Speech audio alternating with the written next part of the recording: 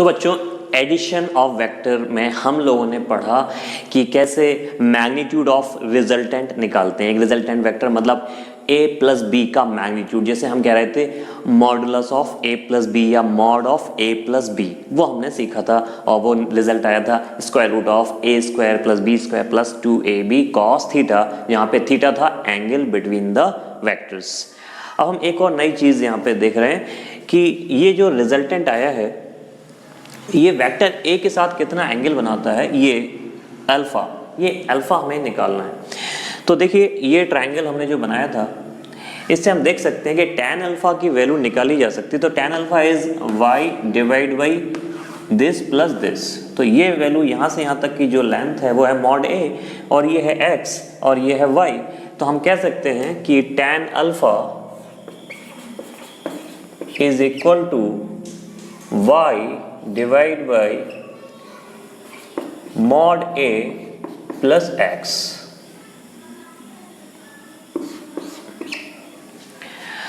तो यहाँ पे y की वैल्यू आपको पता है क्या होती थी, मैंने आपको बताया था। तो y की वैल्यू आती थी b साइन थीटा और x की वैल्यू आती थी b कॉस थीटा। जब मैं कह रहा हूँ b तो मेरा मतलब है मॉड b, एस बी का मतलब है मॉड बी। और तो यहाँ पे हम लिख सकते हैं b sine theta divide by mod a को सिंपली a लिख सकते हैं और x की वैल्यू b कॉस थीटा। तो ये वैल्यू आ गई tan अल्फा की। ये रिजल्ट हम याद रखेंगे, ये काम का है कि जो रिजल्टेंट है a और b का मतलब a प्लस b, वो a के साथ कितना एंगल बनाता है, वो a के साथ इतना एंगल बनाता है b sine theta divide by a plus b cos theta. आप आसानी से याद रख सकते हो। अगर a के साथ एंगल देखना है तो डिनोमिनेटर में देखो a यहाँ पे आएगा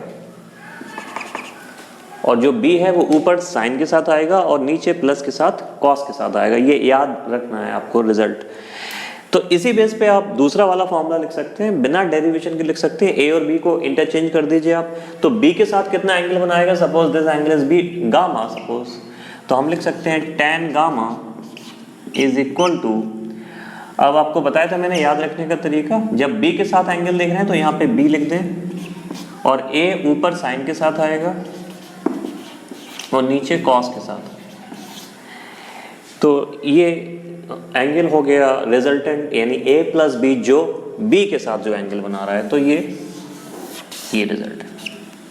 आप एक याद रख लें, आप दोनों याद रखने की जरूरत नहीं है, रटने की जरूरत नहीं है, आप एक याद रख लें कि जैसे हमें एंगल निकालना है रिजल्टेंट कितना बना रहा हो किसी वेक्टर से, तो आपको क्या करना है कि वो वाला वेक्टर डिनोमिनेटर में ऐसे लिखना है, a के साथ तो a लिखना है, फिर प्लस करके यहाँ पे b साइन के कॉस के साथ लिखना है और b साइन के साथ लिखना है। आप ऐसे याद रख सकते हैं, यहाँ पे tan है तो ऊपर साइन आएगा नीचे कॉस आएगा। जस्ट एक याद रखने का तरीका है।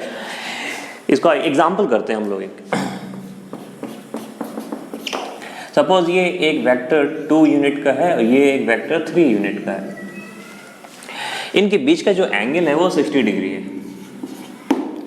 अब आपसे सिंपल सा क्वेश्चन पूछा था कि इनका जो रिजल्टेंट है वो 2 के साथ कितना एंगल बनाएगा और 3 के साथ कितना एंगल बनाएगा। तो इस रिजल्ट को आप यूज कर सकते हैं जो हमने अभी पढ़ा है। तो मान लीजिए कि इनका जो रिजल्टेंट है वो ये है r, तो r 2 के साथ मान लो अल्फा एंगल बना रहा है, तो tan अल्फा कितना होगा। मैंने बोला था आपको नीचे जो लिखना है वो जिसके साथ बनाना है 2 के साथ बना रहा है, तो 2 को यहाँ लिख देंगे हम।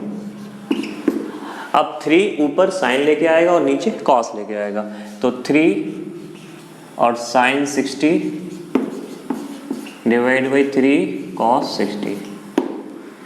ये वैल्यू हमने यूज कर ली, ये फॉर्मूला यूज कर लिया, b sine theta by a plus b cos theta. तो ये वैल्यू आप सॉल्व कर लेंगे, आगे वैल्यू डाल देंगे। ऐसे ये 3/2 हो गया, 3√3/2 हो गया और ये 2 प्लस 3/2 हो गया। आगे और सिंप्लीफाई कर सकते हैं आप। सपोज आपको निकालना होता tan गामा, रिजल्टेंट 3 के साथ कितना एंगल बनाएगा, तो tan gamma is equal to, आप कैसे लिखेंगे, तो नीचे डिनोमिनेटर में हम 3 के साथ एंगल देख रहे हैं तो यहाँ 3 लिख दें, प्लस अब बचा क्या 2, तो यहाँ 2 साइन के साथ आएगा और यहाँ 2 कॉस के साथ आएगा। बहुत सिंपल।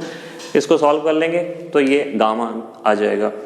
तो ये वैल्यू हमेशा पॉजिटिव नहीं आएंगी, वो भी हमें ध्यान देना पड़ेगा, वो क्वेश्चन पे डिपेंड करेगा, लेकिन आपको ये वैल्यूज हमेशा इसी फॉर्मूले में इस तरीके से यूज करनी। मैं आपको एक होमवर्क दे देता हूं इसमें। मान लो यही 2 और 3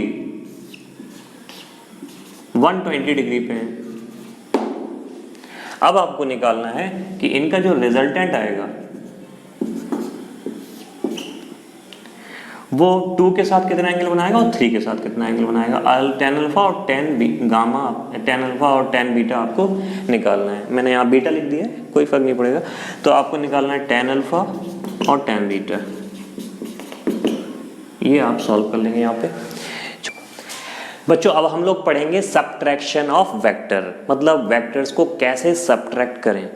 तो देखिए हम पहला तरीका जो यूज कर रहे हैं वो सिर्फ एडिशन को यूज करके कर रहे हैं, मतलब हम कोई नया तरीका यूज नहीं करेंगे, सिर्फ हम एडिशन को यूज करेंगे। तो यूजिंग एडिशन मेथड, देखिए सपोज हमें वेक्टर ए में से वेक्टर बी माइनस करना है।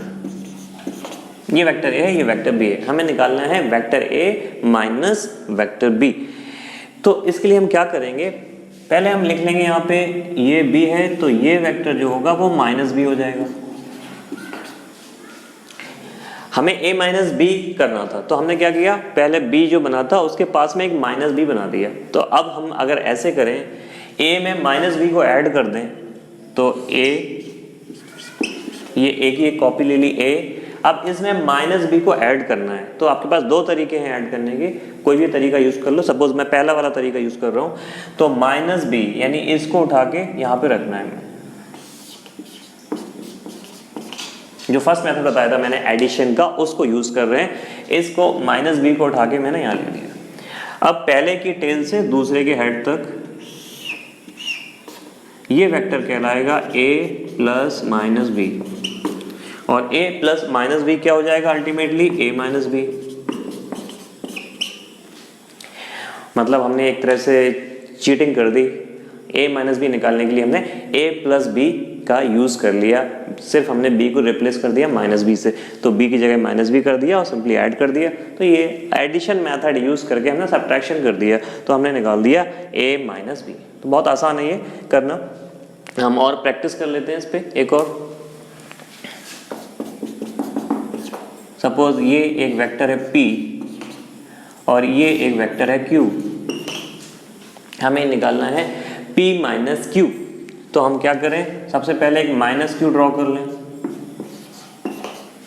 इसके बाद P में माइनस Q को ऐड कर दें, बहुत सिंपल। तो यहाँ पे P लिखा, माइनस Q को उठा के इसके हेड पे रख दो, सिंपल ऐड कर दो, बहुत सिंपल है।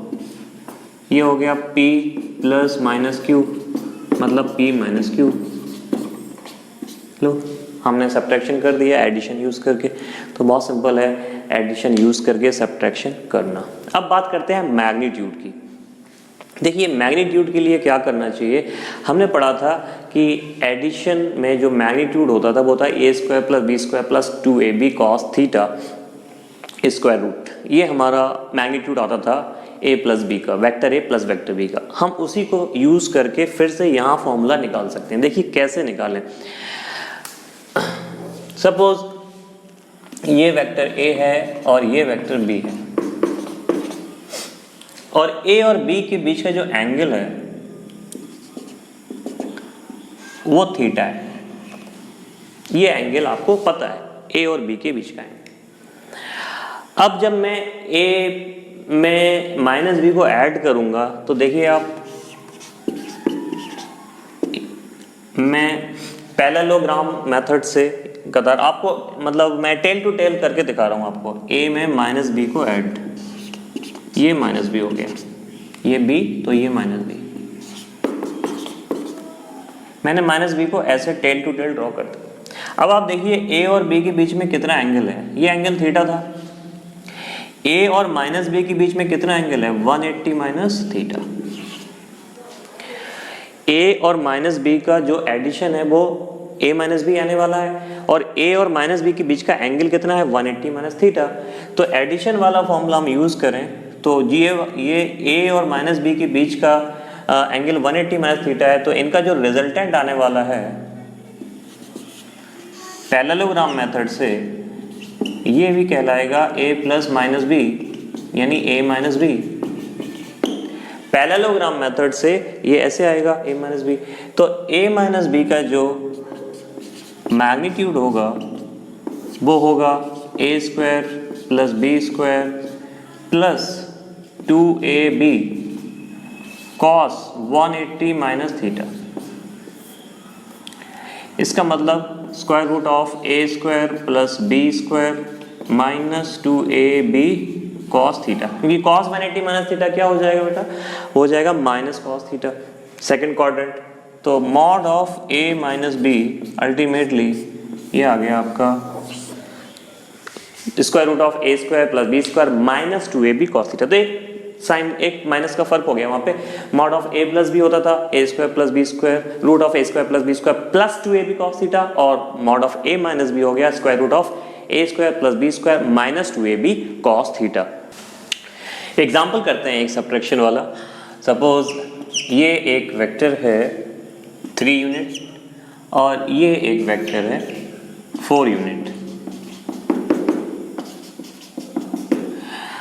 आपको इनके बीच का एंगल गिवन है सपोज 30 डिग्री, और निकालना है कि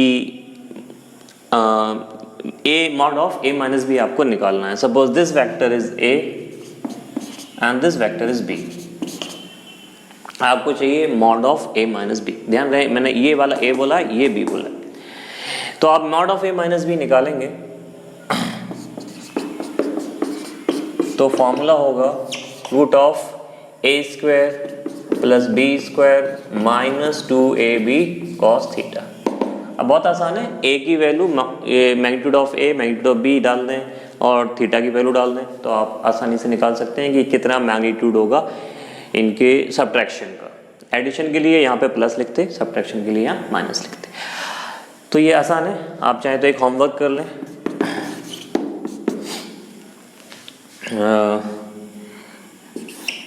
ये है आपका 6 और ये है आपका 6 और ये है 120 डिग्री।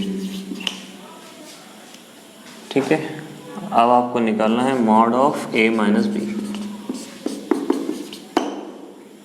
दोनों ही बराबर हैं, ये ए है ये बी है, इस तरीके से। अब हम निकालेंगे ये जो रिजल्टेंट है सब्ट्रैक्शन में वो ए और बी के साथ कितना एंगल बना रहा है। तो ये भी आसान है, अगर आप देखें तो मैंने आपको बताया था कि ये अगर ए है ये बी है, इनके बीच में एंगल थीटा है, तो इस तरफ आएगा माइनस बी,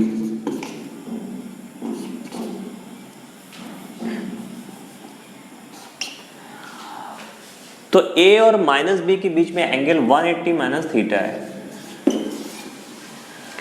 अब a और माइनस बी के बीच में देखें तो एडिशन वाले फॉर्मूले से देखें तो हम निकाल सकते हैं कि a के साथ tan अल्फा और b माइनस बी के साथ tan बीटा, उस तरह से निकाल सकते हैं।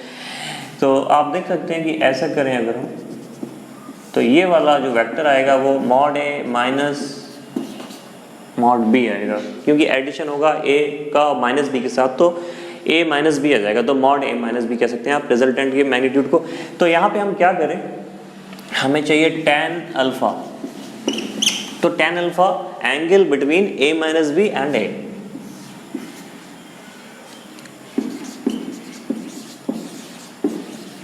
Angle between a minus B and a minus B और a के बीच का जो एंगल है बच्चों वो कितना है, अल्फा। तो tan अल्फा की वैल्यू क्या होनी चाहिए, वो वाला फॉर्मूला जो अभी थोड़ी देर पहले पढ़ा था हमने। तो हमें अभी a के साथ देख रहे हैं हम एंगल, तो a को हम लिख देंगे इधर और b को लिखेंगे साइन। अभी थीटा की जगह कितना एंगल है, 180 माइनस थीटा।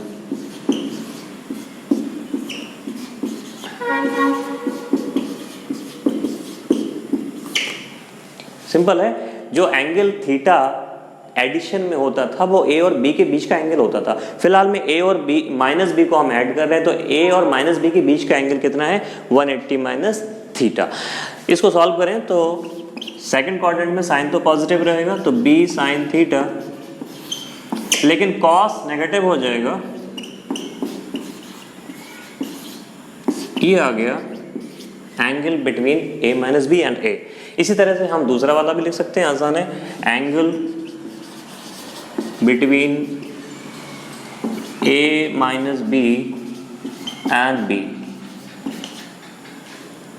ये ध्यान रखना, हमने a और माइनस b को क्या किया है, ऐड किया है, तो a माइनस बी और माइनस बी लिखना चाहिए हमें। यहाँ होगा a माइनस बी और माइनस बी के बीच का एंगल हम देख रहे हैं, तो ये लिख रहे हैं हम tan बीटा।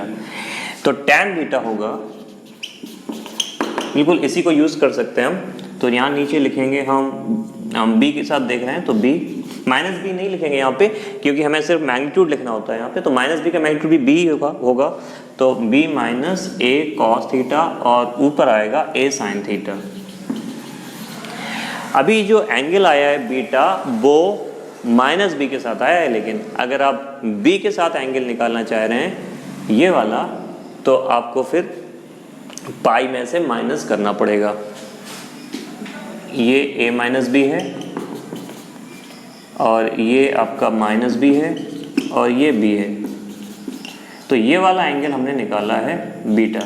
आपको चाहिए ये वाला एंगल, तो ये वाला जो एंगल है सपोज बीटा डैश, तो ये वाला जो एंगल आएगा beta dash will be pi minus beta.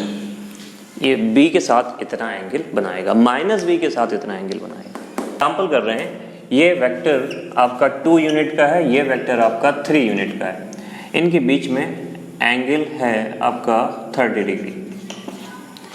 हमें निकालना है, सपोज ये वेक्टर आपका a है और ये वेक्टर b है, हमें निकालना है कि जो a माइनस बी है वो कितना एंगल बना रहा होगा 2 के 3 के साथ। तो हम क्या करेंगे यहाँ पे, सबसे पहले तो आपको पता है कि हम माइनस बी ड्रॉ करते हैं और माइनस बी ड्रॉ करने के बाद फिर यहाँ पे एडिशन करते हैं, निकालते हैं। तो यहाँ पे जो 2 के साथ एंगल आएगा, angle between a minus B and a,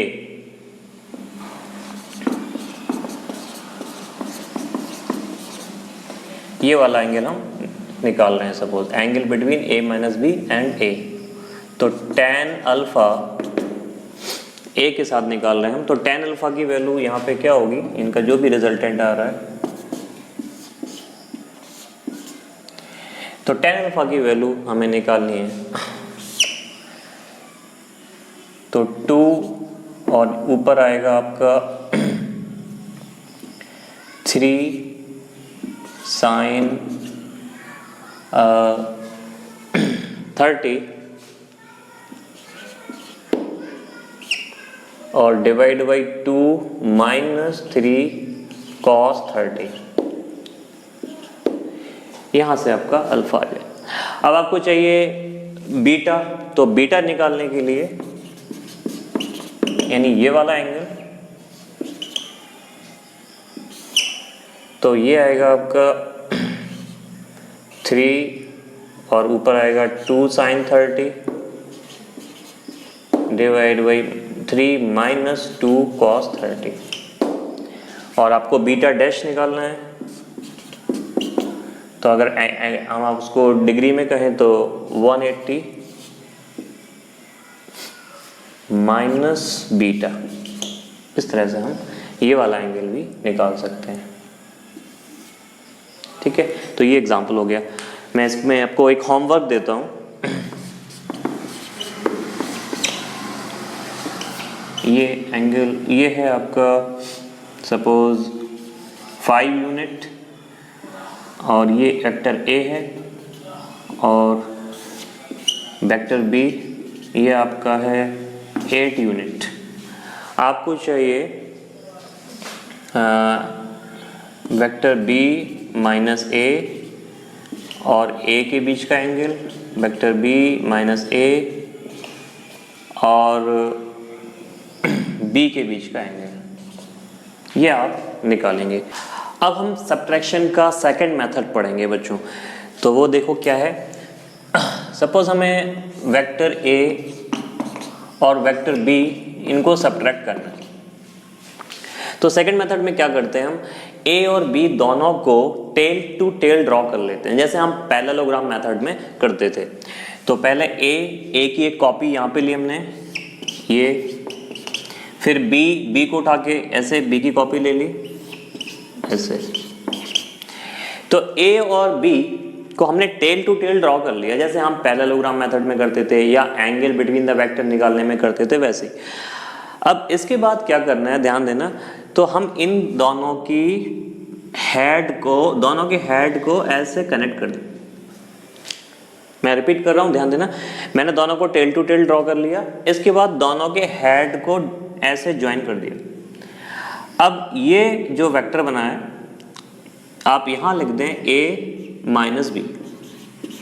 आपको a माइनस बी निकालना है, तो आप देखें पहले क्या लिखा हुआ है a, तो आप a की तरफ यहाँ पे हेड बना दें, जो पहले लिखा हुआ है उसकी हेड की तरफ हेड बना दें। तो a का हेड कहाँ है, यहाँ, तो इसका हेड भी a की तरफ। अगर यहाँ b माइनस a होता तो हेड इस तरफ जाता b के हेड की तरफ। मैं यहाँ पे करके दिखाता हूँ आपको, ये a,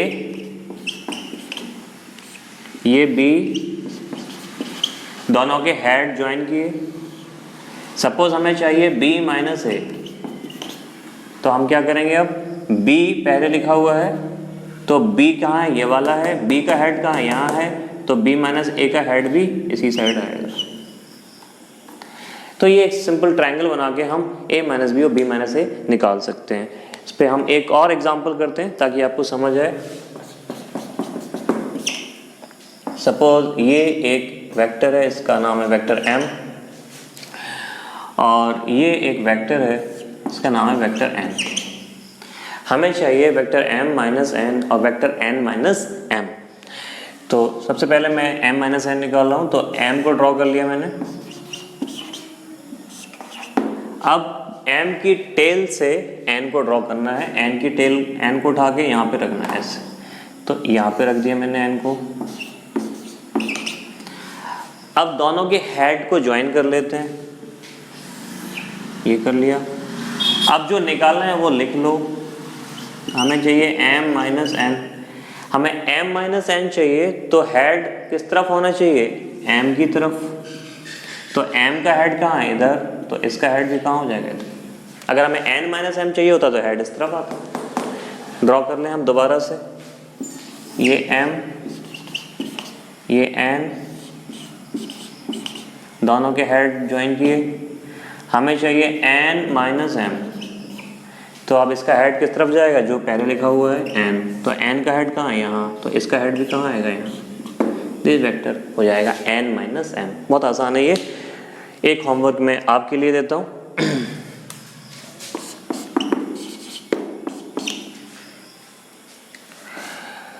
ये वेक्टर f1 है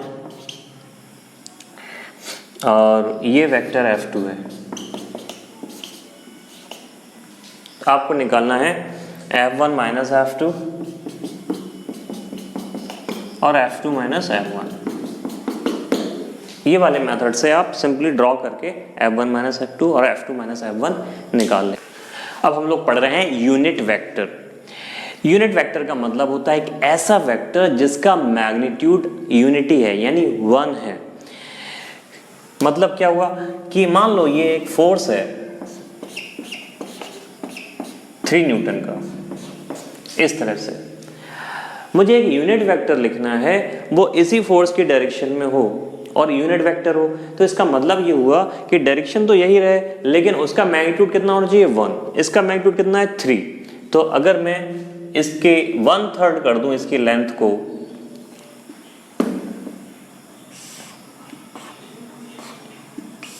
ये वेक्टर कहलाएगा unit vector along the direction of f।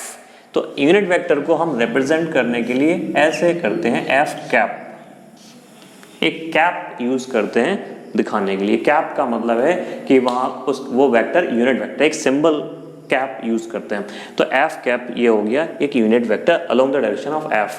तो यहाँ पे 1 लिखने की जरूरत नहीं है, कहीं भी अगर लिखा है एक यूनिट वेक्टर तो उसका मतलब उसका मैग्नीट्यूड कितना है, 1 है इसका मैग्नीट्यूड। तो ये 1 न्यूटन का वेक्टर इस डायरेक्शन में हो गया एक यूनिट वेक्टर। अब इन जनरल हम कैसे कहें कि कोई भी वेक्टर ए है तो हम इसको ऐसे लिख सकते हैं कि magnitude of A into unit vector of. क्यों? क्योंकि जैसे मैं यहां पे f को लिख सकता था 3f कैप, क्योंकि f कैप का मैग्नीट्यूड तो पहले से 1 है और डायरेक्शन f कैप ने f को दे दी और 3 से मल्टीप्लाई हो गया। तो हम कभी भी कह सकते हैं कि कोई भी वेक्टर जो होता है वो उसका magnitude into unit vector along that direction होता है। तो यहां से हम ये कह सकते हैं unit vector along any direction is vector along that direction divide by magnitude of vector. तो किसी भी डायरेक्शन में यूनिट वेक्टर निकालने का तरीका है उस डायरेक्शन का कोई भी एक वेक्टर ले लो और फिर उसी के मैग्नीट्यूड से आप डिवाइड कर दो, तो ये कहलाएगा unit vector along the direction of A. कोई भी वेक्टर आप ले लो उस डायरेक्शन का और उसी के मैग्नीट्यूड से डिवाइड कर दो तो मैग्नीट्यूड तो 1 हो जाएगा और डायरेक्शन बची रह जाएगी, तो अल्टीमेटली यूनिट वेक्टर उस डायरेक्शन में आ जाएगा। डेफिनेशन अगर आप लिखना चाहते तो आप लिखेंगे a vector having unit magnitude and some particular direction is called unit vector. अब इसमें हम यूनिट वेक्टर में एक एग्जांपल कर लेते हैं।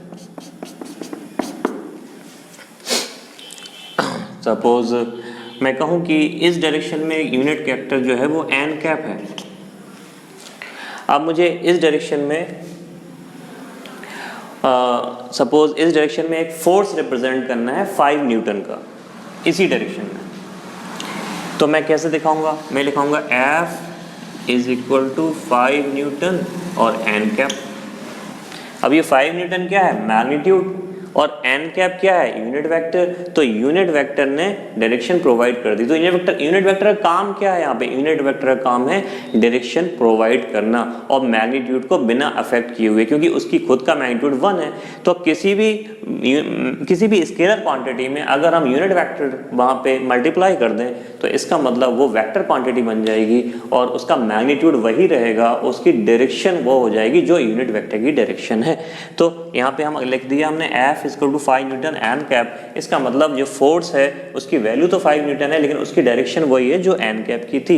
इस n कैप ने इस 5 न्यूटन को अफेक्ट नहीं किया, ये अभी भी पूरा 5 न्यूटन ही है क्योंकि इसका खुद का मैग्नीट्यूड कितना होता है? 1।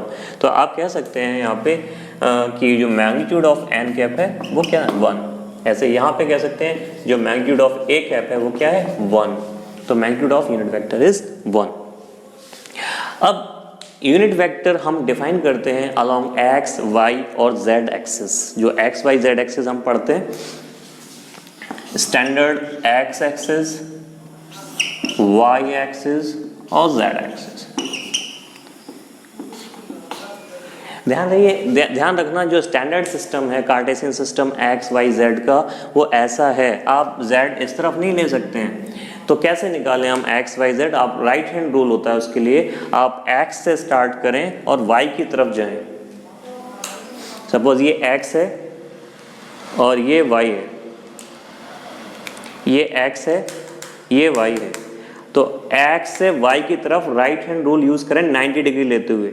तो जो थंब डायरेक्शन होती है वो z डायरेक्शन होती है। तो ये वाली डायरेक्शन z नहीं हो सकती। अगर ये x है और ये y है तो ऊपर की तरफ z आएगा, नीचे वाला नहीं होगा। तो यहाँ पे स्टैंडर्ड कार्टेशियन सिस्टम में अगर हम देखें तो x से y की तरफ जाएं तो z इस तरफ आएगा, ये माइनस z एक्सिस होगी, प्लस z ऊपर होगी।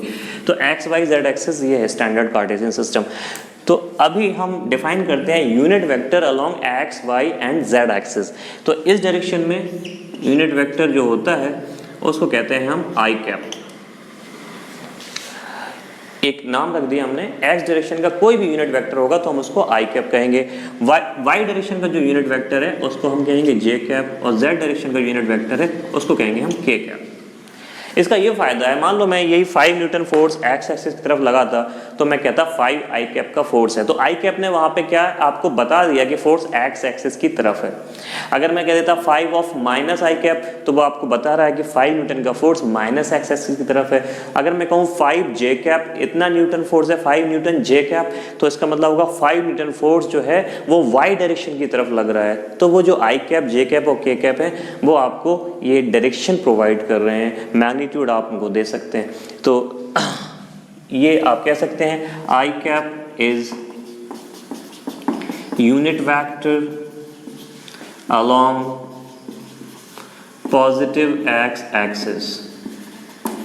इसी तरह J cap is unit vector along positive Y axis. इसी तरह K cap is unit vector along positive Z axis.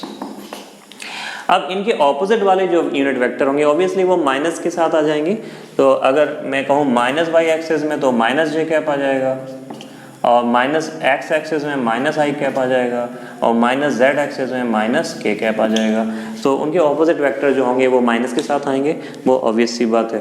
अब आप देखेंगे ये चीज़ कितनी हेल्प करती है हमें कैलकुलेशन में, समझने में, रिप्रेजेंट करने में। तो ये जो यूनिट वेक्टर हैं इस एग्जाम्पल करते हैं एक्स एक्सिस वाई एक्सिस। अभी मैं 2 डायमेंशन में कर रहा हूँ, जेड एक्सिस नहीं ले रहा हूँ, एक्स एक्सिस और वाई एक्सिस। सपोज ये ओरिजिन है, कोई इंसान यहाँ से चला, मान लो आप ऐसे चल रहे हैं और आप यहाँ से x इक्वल टू 0 से x इक्वल टू 5 तक मूव किए इस तरीके से। फिर इस तरीके से इसके बाद आप इस तरफ चले गए, ये y इक्वल टू 0 से आप y इक्वल टू 6 तक चले गए। मान लो यहाँ पहले आप ऐसे गए फिर आप ऐसे गए। आपका डिस्प्लेसमेंट अगर पूछा जाए तो ये वाला वेक्टर आएगा।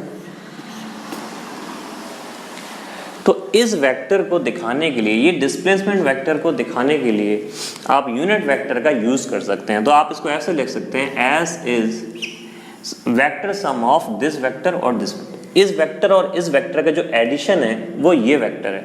तो आप इसको ऐसे लिख सकते थे S is equal to 5 I cap, क्योंकि जो 5 यूनिट है वो एक्स एक्सिस में गए हैं तो इसको लिख सकते हैं 5 आई कैप। ये वेक्टर 5 आई कैप है और ये वेक्टर जो है वो 6 जे कैप है, तो प्लस 6 जे कैप। तो डिस्प्लेसमेंट वेक्टर जो आया वो आया 5 I cap plus 6 J cap. अब अगर हम मैग्नीट्यूड निकालना चाहें एस का, तो s का मैग्नीट्यूड क्या होता है? Root of this square plus this square. तो यहाँ पे हम कह सकते हैं root of 5 square plus 6 square.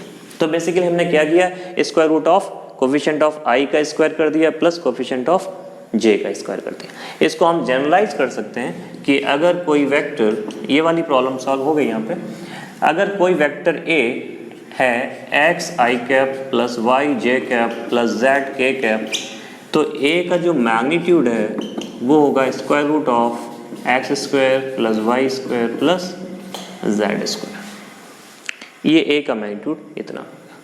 अगर ये यहाँ पे माइनस भी होता तब भी इतना ही आता, माइनस से डायरेक्शन में वहाँ पे फर्क आता, मैग्नीट्यूड में फर्क नहीं आता।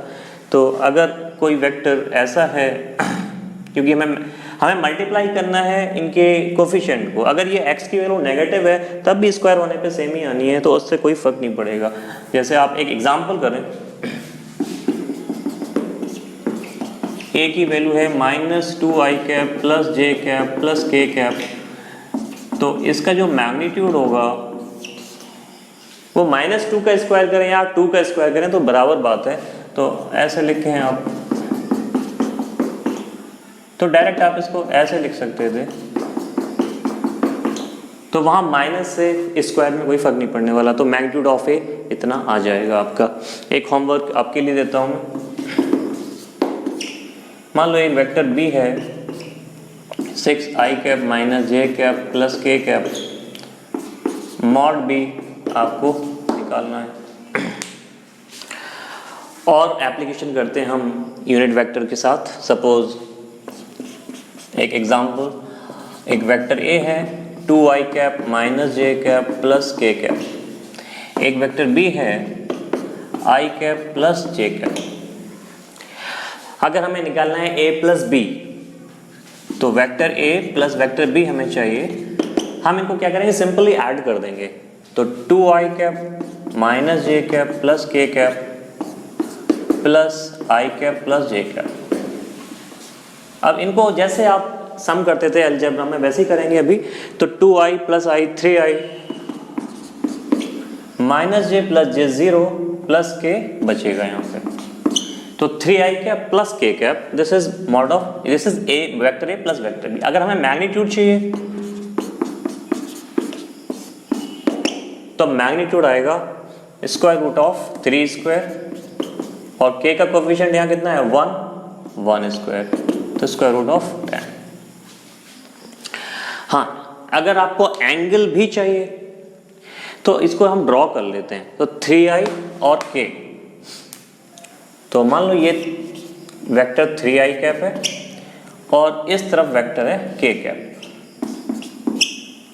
सपोज ये z एक्सिस है और ये x एक्सिस है, तो 3i और k। अब ये रिजल्टेंट आया, इसका पैरेललोग्राम मेथड यूज किया मैंने। 3i और k का जो रिजल्टेंट आया, ये आया आपका ये वाला vector mod of a plus B, 3i plus k, ये वाला। अगर आपको चाहिए ये जो वेक्टर है वो x एक्सिस के साथ कितना एंगल बना रहा होगा, तो आप निकाल सकते हैं ये tan अल्फा, जो मैंने मेथड बताया था आपको। तो tan अल्फा आएगा, x एक्सिस के साथ निकालना है तो ये वाला जो मैग्नीट्यूड है वो कितना है 3। मैग्नीट्यूड लिखना है हमें 3i, तो पूरा वेक्टर है उसका मैग्नीट्यूड कितना है 3, तो यहाँ पे हम 3 लिखेंगे। अब दूसरा वाला मैग्नीट्यूड कितना है ये 1।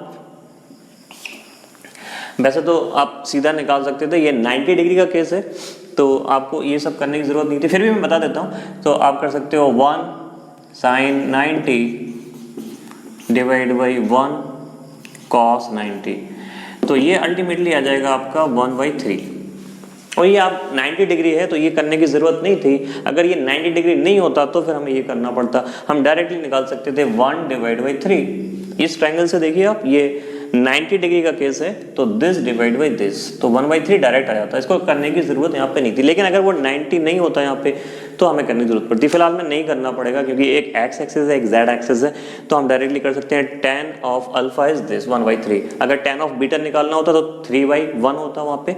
तो इस तरीके से हम एंगल निकाल सकते हैं, ये रिजल्टेंट x एक्सिस के साथ कितना एंगल बना रहा होगा। तो हम कह सकते हैं tan alpha is 1/3, alpha is tan inverse 1/3। और जब इन्वर्स लेते हैं तो वो रेडियन में आता है, याद रखिए। तो इतना एंगल बना रहा होगा वो प्लस x एक्सिस के साथ। एक होमवर्क मैं आपके लिए देता हूँ। ये वेक्टर a है i cap minus J cap plus k cap, vector b है 2i cap plus J cap minus 6k cap. आपको चाहिए है यहाँ पे a minus b, a minus B आपको निकालना है, फिर a माइनस बी का मैग्नीट्यूड निकालना है, फिर इतना ही करना हो, a माइनस बी निकालें, a माइनस बी का मैग्नीट्यूड निकालें, इसके बाद आप a प्लस 2b निकालें और b माइनस 2a निकालें। ये काम आप कर सकते हैं।